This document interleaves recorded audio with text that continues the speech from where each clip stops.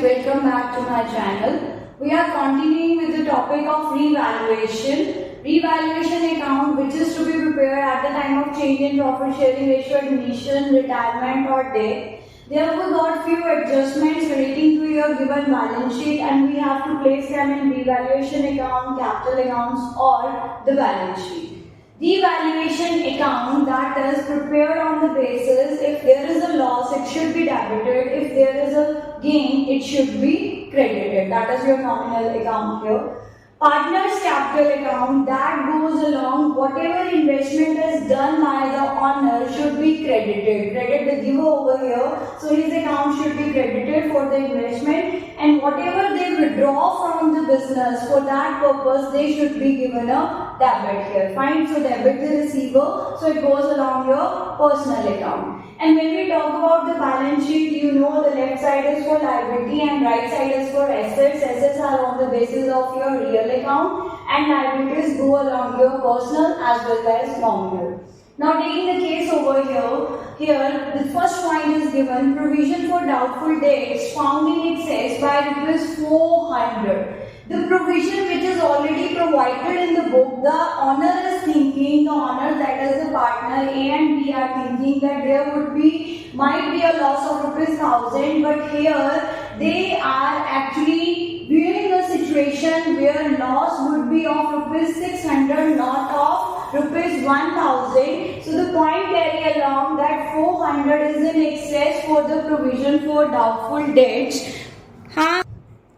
So that means here rupees 400 is the gain to the firm. So provision for doubtful debts are not required to be maintained for any more rupees 400. So this is a gain to the firm. There is no loss on rupees 400. So in the balance sheet also the debtors would be given a deduction for your provision that is with rupees 600 only, because there is no more loss expected of rupees 400. So this was the first point, revaluation account credit, and from debtors we have to deduct only 600 not rupees 400. Then stock worth rupees 8000 taken over by the partners. I have already told you that the capital accounts debit side for whatever the owners are withdrawing from the business. Here partners are withdrawing from the business stock. Stock is moving out of the business,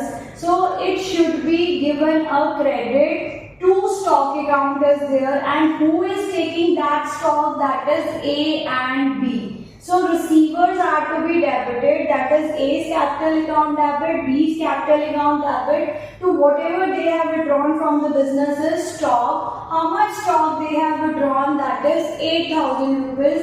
They have withdrawn in their profit sharing ratio. Their profit sharing ratio was 3:1. So here 8000 rupees multiplied by 3 upon 4, 8000 rupees multiplied by 1 upon 4. What is A's share? That is 6000. What is B's share? That is 2000.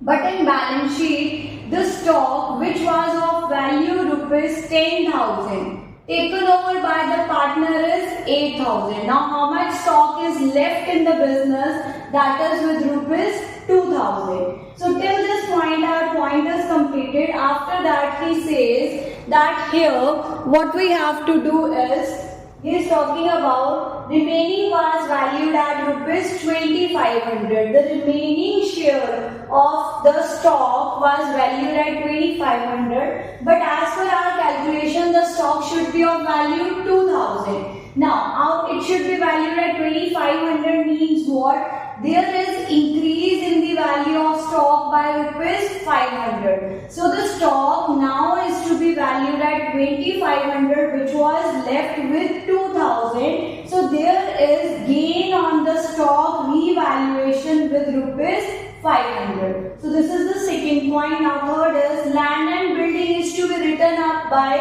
11,000.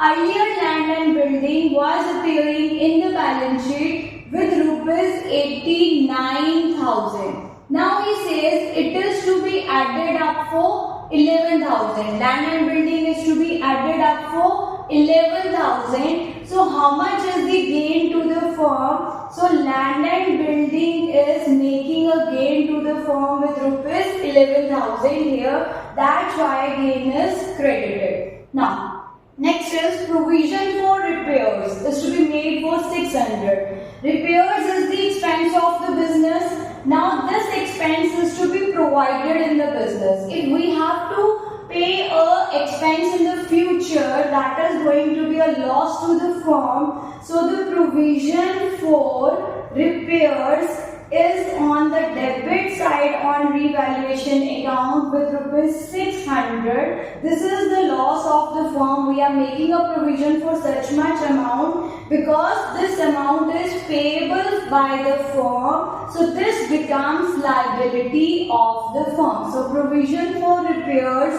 will appear in the balance sheet on the liability side, that is with rupees 600 here. Fine. Now the last point is an old computer which was completely written off from the books of accounts. So computer was never there in the books of account, but now it is sold. Sold means the money is received by the firm. So money received by the firm means bank account should be debited with how much value, that is rupees 2,000. But we have sold which is not existing in the books of account. The computer which was already written off, it was not existing in the books of accounts. If this particular stock computer was not existing in the books of account, that means here which account is to be credited, that is revaluation account. What I told you, the stock computer which have been sold for 2,000, we received the amount here. So we took bank account debit, but the computer which was not existing, so which account is credited? Revaluation account. So there is a gain on an asset which was not existing in the books but was sold as a scrap. So here by a bank account we will take how much value, that is 2,000 rupees. By bank account 2,000, revaluation we got a gain of 2,000. Now this amount would be added in your asset where, that is your bank. Okay, bank value would be added with rupees 2,000 in your balance sheet. So here is the treatment of 5 points adjustment in related to your revaluation account. Continuing still with the more points in the upcoming videos. That's for the day. Accountitude. Like, share and subscribe. You can also put your query if you have something to ask about or some other related points to ask about in the comments. Thank you. Keep scoring.